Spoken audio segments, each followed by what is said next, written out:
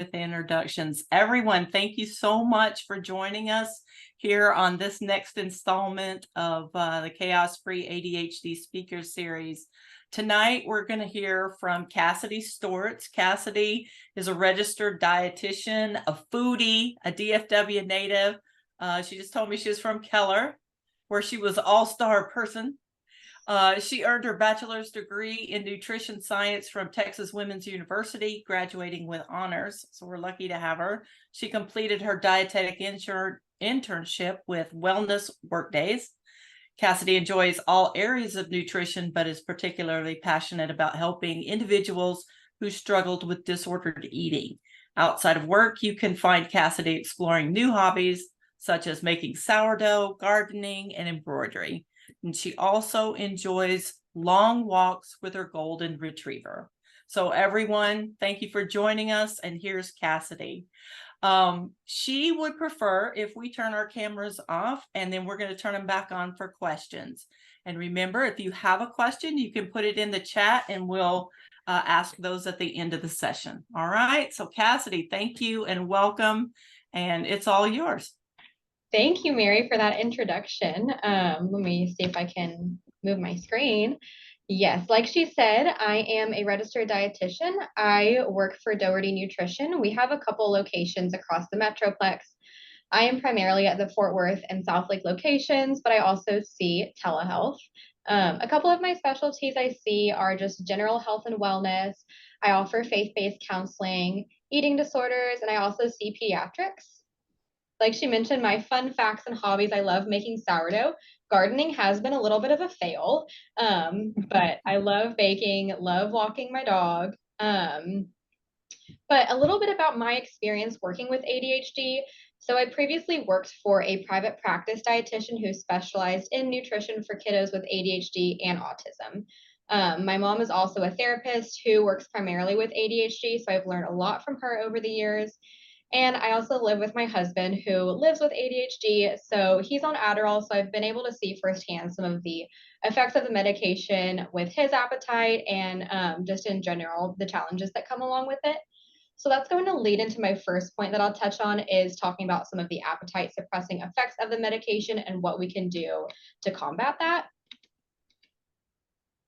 And I will say a lot of these tips and things I'm going to talk about, we're just going to be scratching the surface. Most of them could have their own presentation to go along with it. So we're just going to keep it a little bit general tonight.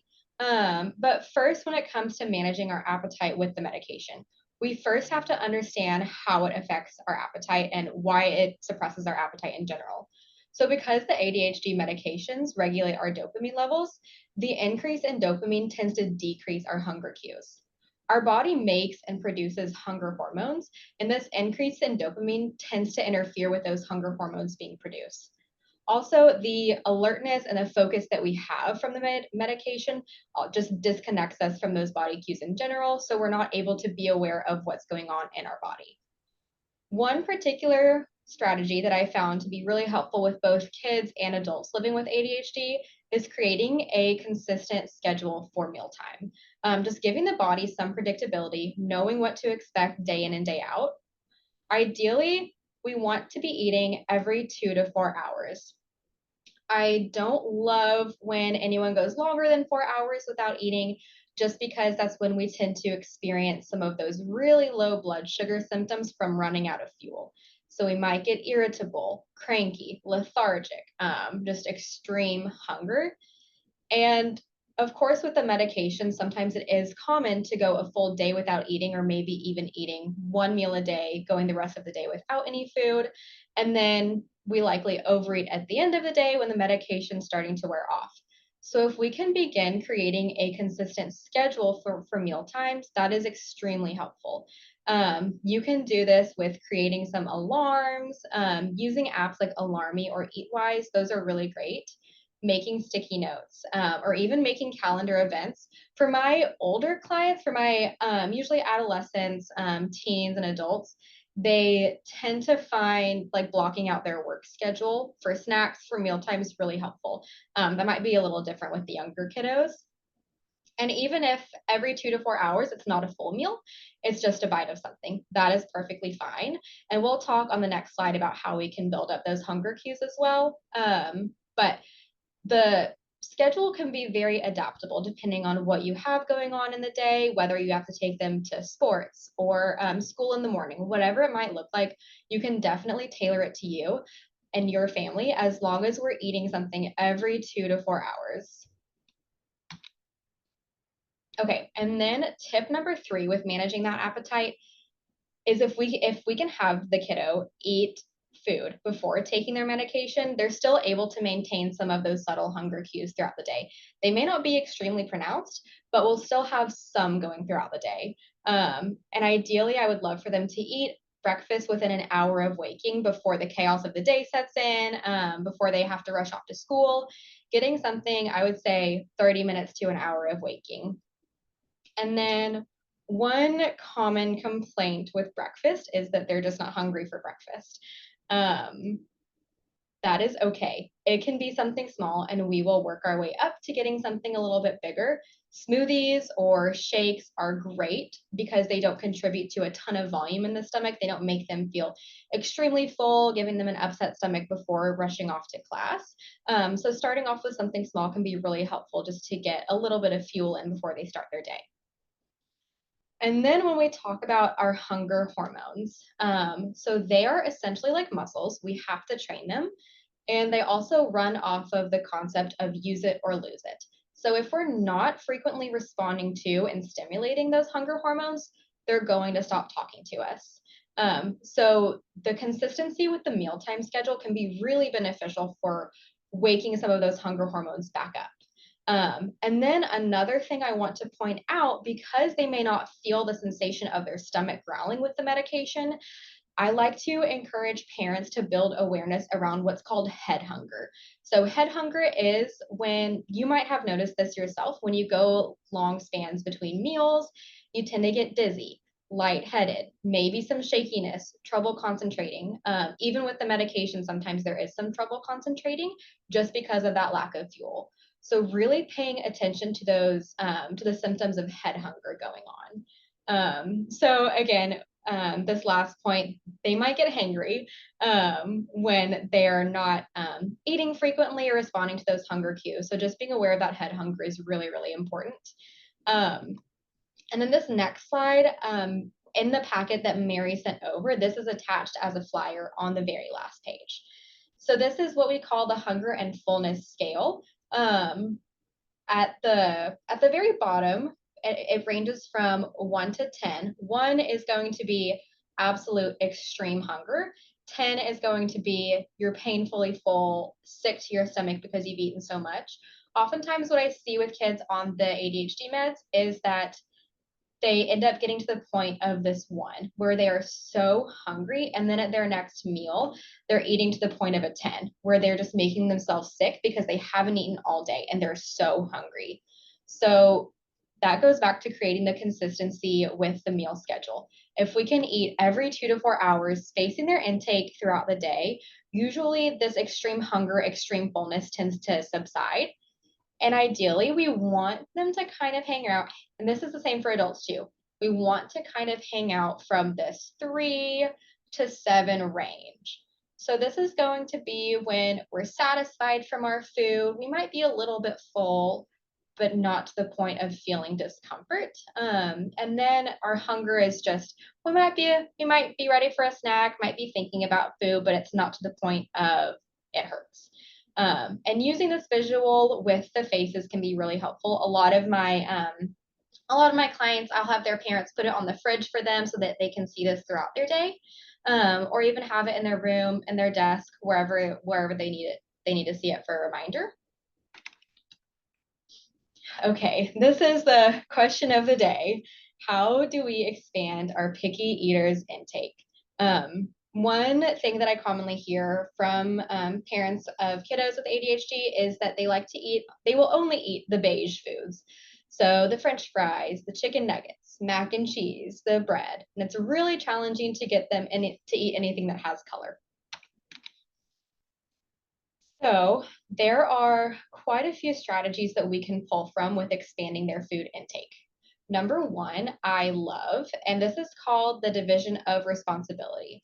So this approach really emphasizes low pressure at mealtimes. So it divides up the responsibilities between the kids and the parents. So parents decide what, when, and where they will eat. The kids will decide if they will eat and how much they will eat. This just takes off all pressure and gives them a little bit more choice and a little bit more control over what they want to eat and if they want to eat it, because that is where a lot of the picky eating stems from. They want to have autonomy over their food choices because kids really don't have a lot of choice over things that go on. So food is often something that they can exert control over. So I love the division of responsibility. Also, keeping all food groups on the plate, even if they're not going to eat it, it's essentially like we are exposing them repeatedly to specific foods so that, okay, maybe today they're not going to eat their broccoli or they're not going to eat the green vegetable, but maybe tomorrow they will. It starts to become a little bit less intimidating if they know they're going to expect it every single time. Say, well, maybe tomorrow I'll try it, or I might try a little bit of it, just giving them that expectation. And then number three is pairing foods you know they like when trying a new food. So we want to try and offer that familiar and safe food when we're trying something new. This brings it a little bit less intimidating as well. So if we're trying something, again, like that green vegetable, the broccoli, whatever it might be, making sure we have something to fall back on that we know that they'll like, whether it's mac and cheese or one of those beige foods that is a little bit safer for them. um, and then, even though this is often discouraged, playing with food can incentivize them to eat a little bit more, or just in regards to the familiarity with the food. Another thing that I'll add to this is inviting them into the cooking process or the food prep process, whether it's as simple as having them add some spices to something, chopping up some vegetables, stirring a pot. When kids are invited into the cooking process, they're more likely to eat it because it's something they created.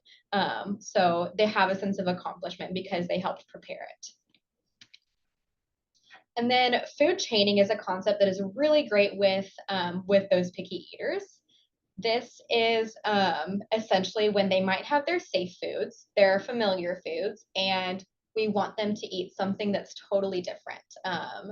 So this one is explaining the progression of ketchup to a raw tomato.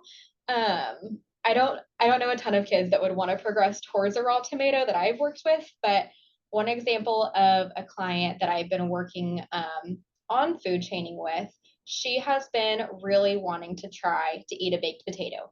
And that sounds super simple to a lot of us, but for those picky eaters, trying something even as simple as a baked potato is really daunting. So one of her safe foods was the McDonald's French fries. So what we did was we started with those McDonald's French fries. That was her safe food.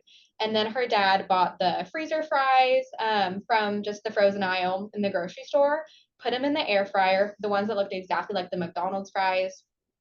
Um, and then she ended up working on some oven baked French fries. Eventually, we worked on oven baked potato wedges, and then we slowly worked our way up towards a baked potato. It took a period of a couple of months. It's not something that often happens overnight or even in a span of a couple of weeks, just because some of those new foods are very scary to these kids. So just giving it time, giving it a little patience, also trial and error, and just experimentation too. And then another thing that brings me to the second point is they may not like it today, they may not like it tomorrow or even the next day, but the next time they might. So just continually experimenting with these new foods. It actually takes us about an average of 7 times to taste a new food before we decide we like it. And that's the same for adults' taste buds too. And then I'm sure you've noticed with your kiddos, peers, family, friends do have an influence on their taste buds as well.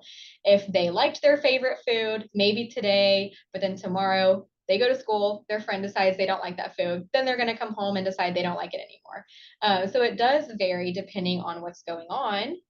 Another thing that can incentivize the picky eaters to eat something is just making food more accessible and more convenient. This might look like washing and chopping some apples or some fruit and keeping it in the fridge. They're more likely to eat it if there's not a ton of steps that require them to get to that food. One thing that I found to be helpful for some families is that period after coming home from school, around 3 to 4 p.m., the kids are usually a little hungry, but the parents don't necessarily want to make something because it might interfere with dinner time.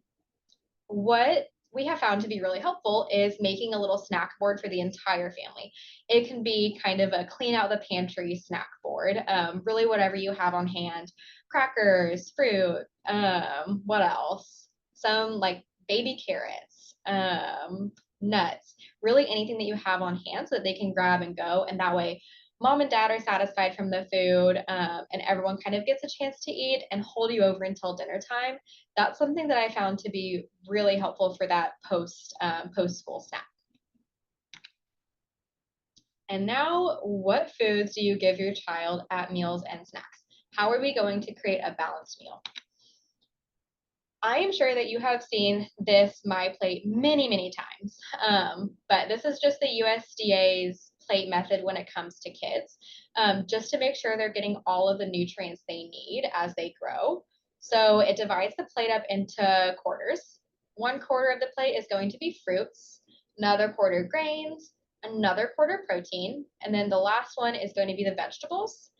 When it comes to vegetables, if your child only will eat their veggies, they can be raw, they can be cooked. If they will only eat them with ranch or with cheese sauce, whatever it might be, if that's what it takes to get them to eat their vegetables, that is totally okay. Adding any fat or anything like that doesn't negate from the nutrient content of the veggies. A lot of times it actually helps them absorb those fat soluble vitamins. So it's actually really beneficial. I will say the dairy can double dip as a protein source as well, depending on what it is. So that's kind of what we want the breakdown to be for the meals. At snacks, we want to always offer a carbohydrate source. Meals and snacks need to have a carb source just because that is their body's primary source of fuel. So when they're getting a little hangry, they likely need some carbs. But I like to utilize a concept called putting clothes on our carbs rather than eating naked carbs. So, for example, the goldfish. We may not consider that the most nutritious snack, but I like to think of where can we add versus where can we take away. So maybe that looks like adding a protein or a fat on the side of the goldfish. That's going to give them, so the goldfish will give them a boost of energy from the carbohydrates. Pairing it with a protein and or fat will give them longer lasting energy. So we won't have that energy slump afterwards, less likely to feel lethargic and sluggish, if we can, the more that we can add. Just like this example, a piece of fruit, adding some peanut butter on the side that has some protein, some fat in it. Cheese also has some protein and fat as well. A lot of the granola bars or the protein bars usually have a pretty good combination of both carbs, protein, and fat, so they can be relatively satisfying. And then I am not sure how many of you have heard of ARFID, but I'm going to touch on this versus picky eating and what the difference is. So if you have not heard of ARFID before, ARFID is avoidant restrictive food intake disorder. And this is classified in the DSM-5. So it is a diagnosis that children can have. The main difference with ARFID versus picky eating is that with ARFID, the kids tend, or even adults, some adults do have ARFID as well. Usually with general picky eating, the kids might grow out of that as they enter into adulthood, but with ARFID, it tends to stay with you for the rest of your life unless you work through it maybe with a therapist or a dietitian. So the big thing with ARFID is that there is a lot of anxiety, a lot of fear around certain foods because of either their texture, the smell, the appearance. They're often afraid that they might choke on the food, that they might vomit. And this might be because of their own experience with that food, maybe because they saw someone have an allergic reaction to a food, or just maybe nothing caused it at all. And in severe cases, we will tend to see some malnutrition, some nutrient deficiencies. They're often at a very low body weight as well. And it's a little bit challenging to get them to gain weight because of that very limited intake of food. It usually has more of an emotional connection or emotional reaction when we try to get them to try new foods. Whereas with general picky eating, yeah, they may not want to try the food. There might be a lot of pushback, but it's not something that causes them a ton of anxiety, a ton of fear. And usually there's not as much of a weight concern with general picky eating, whereas with the ARFID, we tend to see really lower body weights, just general disinterest in food. Some hormonal imbalances. So with those, we often might see some GI, some gastrointestinal problems, difficulty staying warm, mood swings, things like that. So where does a dietitian come into play with ARFID and picky eating? Really wherever. We can help you out, you or your kiddo, wherever they are in their food journey, whether that's with general picky eating or with ARFID. I see a handful of ARFID clients, but I also see a lot of picky eating clients. So it just depends. So we can help with navigating new foods, helping you create an individualized approach to nutrition for you and your kid, help with some grocery ideas, some snack ideas, talking about general nutrition information. Really, whatever you need help with, we are here to support you. And then we have kind of touched on this a little bit of how nutrition can impact your child's attention span. But in summary, if they are nourished, they will have the ability and the energy to focus on the things they need to do. So when they're hangry, they don't have any fuel, their gas tank is running on empty, so we're likely going to be experiencing difficulty focusing, trouble, just mood swings in general, so it's going to be hard for them to focus. But when they're overly stuffed, they usually tend to have those energy crashes, feeling a little bit lethargic. So we want to stay in that happy, satisfied area, kind of going back to that hunger scale I talked about, around that 3 to 7 range of not really hungry, not overly stuffed, but just pretty satisfied and content. And we want to emphasize, when we can, including a variety of foods in the diet. If we can include color, that is awesome. Healthy fats, avocado, olive oil, salmon, nut butters, nuts are great for brain function, but our brain, the kids' brains also rely on carbohydrates for fuel. So we do want to make sure that they are getting ample carbs, but also balancing them along a protein and or fat. Hydration is also really important, as far as just making sure that they are able to just move things along with their GI tract, also resist headaches. Dehydration is a big cause of headaches that I see, in addition to just not fueling adequately throughout the day. So just emphasizing a variety of foods across the day when we're able to expand their diet, that's awesome. Sometimes it might take a while, and that's okay. Be patient. It's all part of the process, and it's a learning experience for everyone. Now I'm going to open it up to any questions. Feel free to unmute yourself, or just type something in the chat if you have anything you want to ask. All right. Yeah, you guys can turn your cameras on. You can wave at the camera. You can go down and use the raise your hand function. But as we're getting everybody ready to ask questions, for those of you who are in the Chaos Free Family Program, I just want to point out a couple of the key concepts that Cassidy mentioned. One of them was giving your child some autonomy. And we talk about that, giving your child autonomy in our Chaos Free class, right? We set the expectations, we put up the boundary, and then help them with a process by which they can meet that expectation kind of on their own. So that's very much in line with what a lot of them are already learning. We talk about collaboration with our child to get them involved in the process. So I really loved that you talked about letting them collaborate with you on making meals, picking meals, and cooking them. And then that you started with the small steps. Remember how we learn, people? We learn the basics first, and then we add complexity after we get there, get really good at that. So yeah, I really appreciate what you're saying there, Cassidy. So let's go to the to the group and see if we've got some questions. Who wants to go first? You can wave at the camera, unmute yourself. Sherry, go ahead. Cassidy, that was great, and thank you. I really loved the information that you had to share. Very helpful. I'm just wondering, do you have any tips on helping kids to get more water into them? They just don't like to drink water. So I'm curious what you know. Yes, I feel like water is just the challenging thing from kids to adults. I don't think anyone drinks enough water.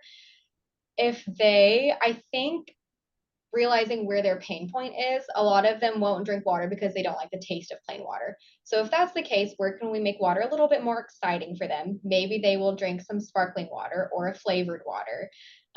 Or even if it's putting it in a fun little cup for them, trying to figure out why is it hard for them to drink water. Great. Who else? Go ahead, Megan. You'd think after 3 years I could unmute myself, but No apparently worries. so mine are now, the younger one has gone through some Mary's programs, but mine are now both in college. And so one is in an apartment, one's in the dorm at North Texas, and so she's got a meal plan. She's doing a little bit better, but she just started back on Vyvanse this week. And so she's not been eating, although I just got a text that she tested positive for flu A, so that may be why she's not eating. But I'm wondering how to help them, especially my one the one at North Texas, she's got a meal plan, so she's got, friends and dining hall to go to. But my one that's in an apartment and just is like, well, I'm never hungry. But yet then we're getting the hangry and all that. I'm like, how do you do you have any quick bits of advice on that? Oh, yes, that is tricky. I would say sometimes it does feel like you're forcing yourself to eat, which I know can feel a little bit uncomfortable. But I think if they can remind themselves that, okay, I know I don't feel good when I don't eat mentally. I know I may not feel hungry, but I know I don't feel good. If they can keep that at the front of their mind, that is really helpful. There are also some things that I like to utilize, like convenience or ready-made meals that are a little bit more accessible so that they don't have to make their own meals. Taking the prep work out of it can be really helpful. I like factor meals. A lot of my clients will use those. You can order them. They're directly delivered to your door. You just have to heat them up in the microwave. They have pretty nutritious options as well. So those are really great for either people that are really busy or people that just forget to eat. So that's what I would recommend, is if they can get some ready-made meals, things that are a little bit more convenient for them. Okay. Yeah, because they both have pots too. So especially the one, by the time she gets home from school and work, the thought of trying to figure out a meal is when she's not hungry. So thank you. Appreciate it. And really, when you put the cost up against running down to Cane's and getting an $11 meal, it's comparable or less. Well, and I had a friend mention the factor meals. I think we had looked it up one time, so we may, mom may just select them and send them. Yeah, she gets a feel. Exactly. Who else has a question? I know some other people are turning their cameras on. Erica, you want to go? Nice to see you again. Yes, see you too. Yeah. So what's your question for Cassidy? So I have my daughter who she's on Vyvanse. She's 9 and she is a vegetarian. She's a vegetarian who does not eat any vegetables. So do you have any I guess I'm trying to figure out snack options for her at school that because they do allow them to have a snack, but she kind of doesn't eat the snack, and then she doesn't eat her lunch, and dinner is really tiny. So I'm kind of struggling with all of that. Do you have any recommendations? Is she bringing a snack to school that she's not eating, or is it one that she's getting from school that she doesn't eat? She's either bringing a snack from home and then not eating it, and then occasionally she'll get a snack from school and it'll come home kind of half eaten, and usually snack is something like popcorn or pretzels, things like that. That's a tough one. Are the things that she's bringing to school things that she enjoys and that she's looking forward to?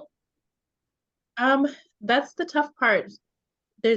She's kind of gotten to a point where there's not much that she enjoys or looks forward to. Like, she's extremely picky. Okay. It's probably a bigger question than That one might be a little bit more individualized, I will say. I would maybe, I'm trying to think, just sit down with her and find something that she really, really loves. Even if it's not super nutritious, I would say let's just start small and find something that she will eat, and then expanding her diet a little bit more after she's able to build up some adequacy. okay. Yeah. Okay, great. So we have a couple of questions on the chat, Cassidy. One of them, thanks for all the great info. Are there any vitamins or supplements you could recommend? Good question. I would say with vitamins and supplements, they are more so used to fill in the gaps with our diet. So I would first want to make sure that they are building up nutritional adequacy first, getting some balance in, taking a food first approach. It also depends on the child's age, anything else that they have going on. But I mean, I think they could all benefit from a multivitamin just to ensure they're all getting those nutrients in and maybe filling in the gaps a little bit. I would say specific ones, it depends on the kid. Okay, these kids, if I remember right, they will be in probably about the 7th or 8th grade. Okay.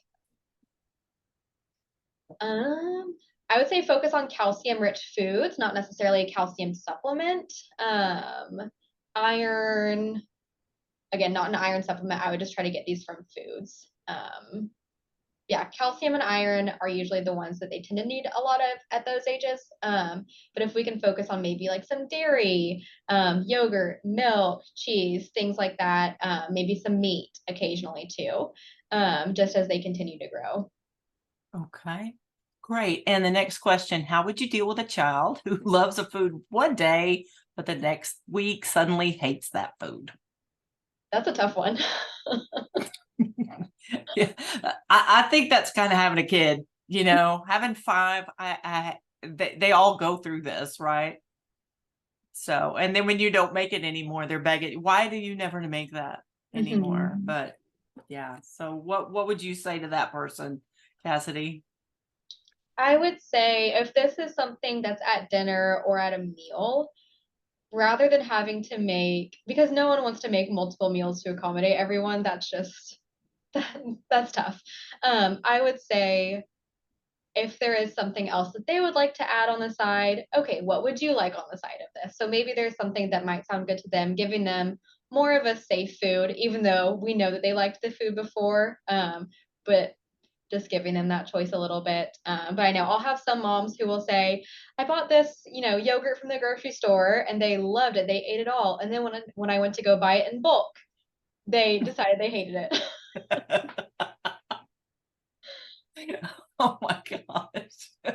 Me and Sherry are dying laughing because our kids are grown, but we're just like, sorry, we know that this is a current headache for a lot of you guys. So we're not laughing at you, we're laughing at how miserable I'm still that we way were at when 50, so I don't know. well, we're laughing at how miserable we were when this was happening to us. So. Oh yes, I'm 50 and still kind of like that. So right. There's So one thing too that I would point out is with ADHD, a lot of my clients tend to have like the hyperfixation meals.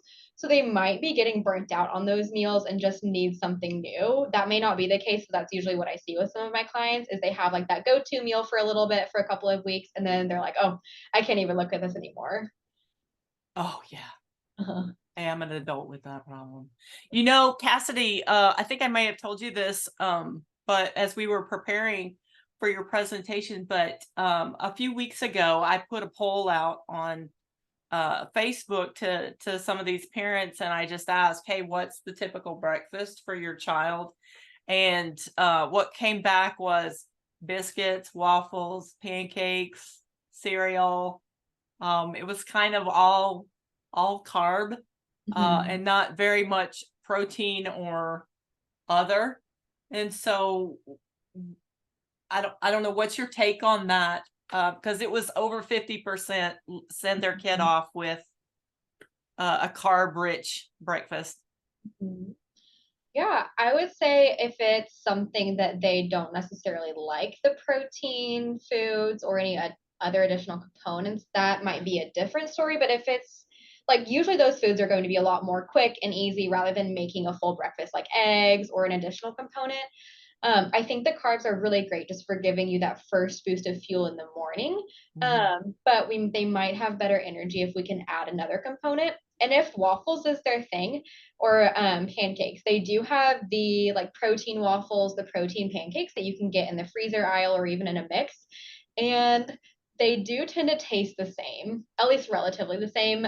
Some of my clients have been able to tell a difference, some haven't. So sometimes sneaking some protein in one of those quick on the go meals can be helpful. Or, I mean, if it's something where, I wonder if it's that they don't like the protein rich foods and if it's just like the carby foods or their beige foods or their safe foods. So, Yeah, for anybody who answered, I don't know if anybody who answered that was on there, but if your kid eats sort of a carb heavy breakfast, is it because they don't like the protein or a time thing, or what do you think, Adrian? My son, in the morning, it's very much, he doesn't want eggs. He says he doesn't like eggs anymore. We used to do breakfast for dinner when they were younger, and that was fun and the kids liked it, but that's over. And so he does sometimes eat waffles, but sometimes cereal, but I don't know, how bad is Cheerios? We do Honey Nut Cheerios, we do like Rice Chex, but still it's not, I mean, it's not protein. yeah, and I think the good thing about those cereals is that they are whole grain, so at least they're getting some fiber. That's one component. Yeah. And the milk will usually have a little bit of protein too. We do whole milk still. Okay, that's perfect. Yeah, so good. at least they're getting some milk from there. Okay. They could even do a little bit of a protein shake in the morning. They have the Fairlife shakes that are really tasty. Or I'm trying to think of what else. Some yogurt on the side. Or Costco has these really yummy like chicken sausage links that you can just pop in the microwave that they tend to like, that I love too. So you can even do things like that. It doesn't have to be eggs. Do you know what brand that is at Costco? Let me see. It's in the freezer aisle and it comes in a huge bag. Okay. Yeah. For protein drinks, Megan, for your older girls, they might like the Owen ones. Well, I call it Owen. My nutritionist says it's the only what you need. So it's OWYN. They can get those at Kroger up in Denton. They can get them at the Kroger. And they come in different flavors. And so sometimes that's a good way to add protein, or like if they just don't, when they just don't feel like eating, that's something to kind of help wake them up. Yeah, Mary, I think my oldest one does that some. Yeah. Because she's kind of like y'all have said, she won't eat eggs. She's like, it upsets my stomach and that, so. Yeah. So what brand was that, Cassidy? I just looked it up. It is the Jones Dairy Farm. I'll share my screen. It's this one. There is a ton. Can you guys see that? Yes, now we can. Yeah. There's, I don't even know how many come in the bag, but there's a ton. I've had it for probably 3 months and we're still good on it. Good. You may want to close that Outlook thing. There you go. Oh, thank you. That's all right. So yeah, thank you. What other questions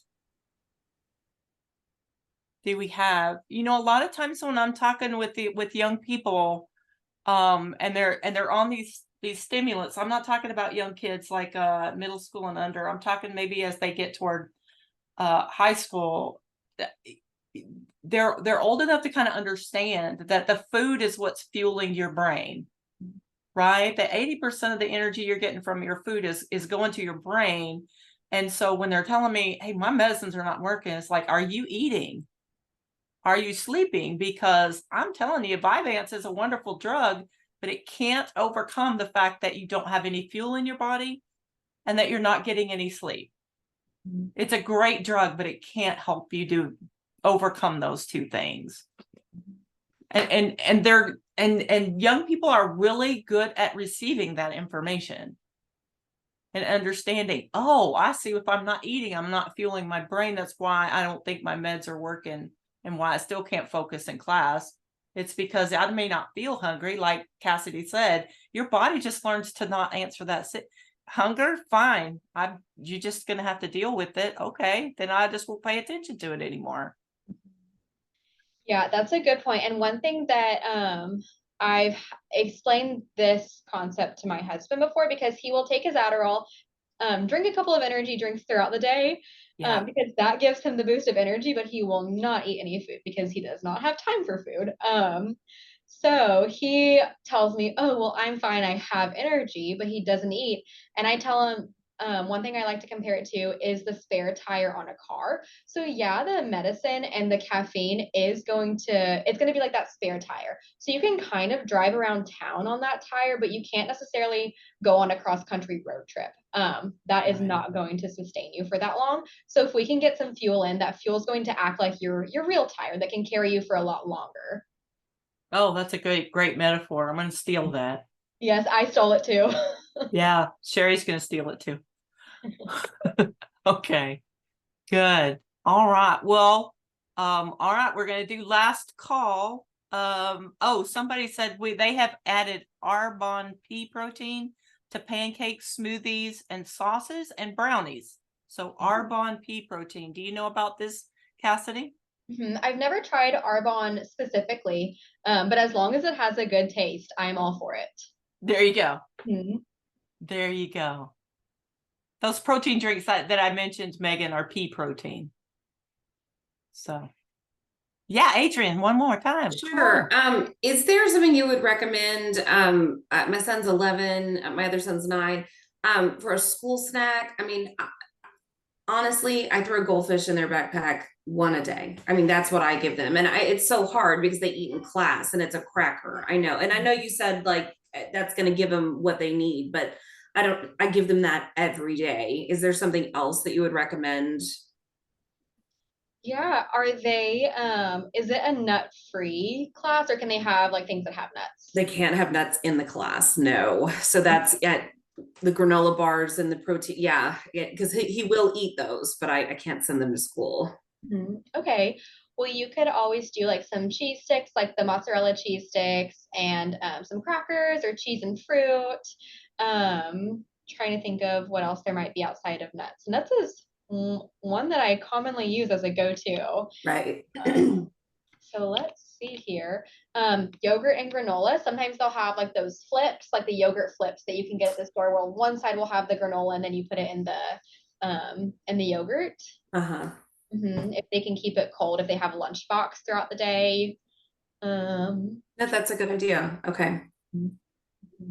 Thank you. Yeah, I just throw the same thing in every day. So thanks. Right. Cassidy, do you have an opinion on beef jerky?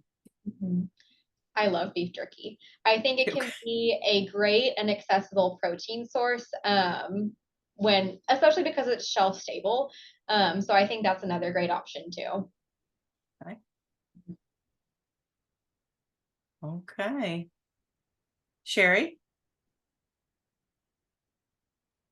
So what about like a college student who is struggling with like weight? Like, is there a really good protein that can easily be added into like a smoothie or something that you recommend? As far as gaining weight? Yes. Yeah. I would say with gaining weight, we want to focus on more calorie dense foods that are lower volume. So this is going to be a lot of our fatty foods. So avocado, peanut butter, or any kind of nut butter, nuts, even adding some honey to things, like adding honey to some yogurt in a smoothie. Those are things that can really add to the calories without contributing to a lot of volume in the stomach. Okay, great. Yes. My husband's side of the family has great metabolism, and my son is like, I hate this. It's not good for a guy, but it's great for my sister, you know? So I'm like, well, I'll find out if I can do something for that. Thank you. Yeah, and even sometimes, it also depends on their appetite, but sometimes smaller, more frequent meals can help too, rather than getting some large ones.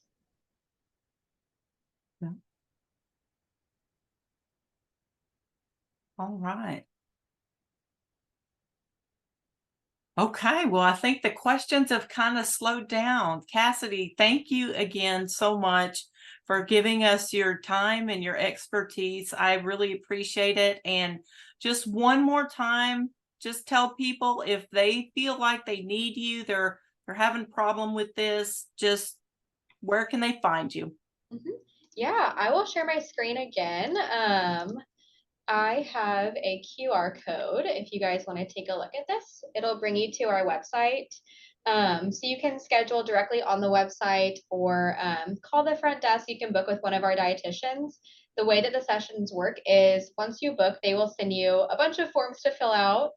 And then the initial assessment is going to be for about 75 minutes. Follow-ups are usually an hour. You can do it in person or virtually. We do take most major insurances as well. So we are insurance based if that is an option for you. But I think that is it. Okay, well, again, thank you so much. Thank you everyone else who joined us live, and thank you to all of those who are going to listen on the recording. Cassidy, I couldn't have asked for more information and a better presentation, so thank you again so much. For the rest of you, hey, be on the lookout. In November 15th, we're going to have a See Me After Class, and it's going to be how to talk to your teacher without conflict. How to talk to your child's teacher without conflict. So, all right. Thank you so much, Cassidy. I'll see you around, okay?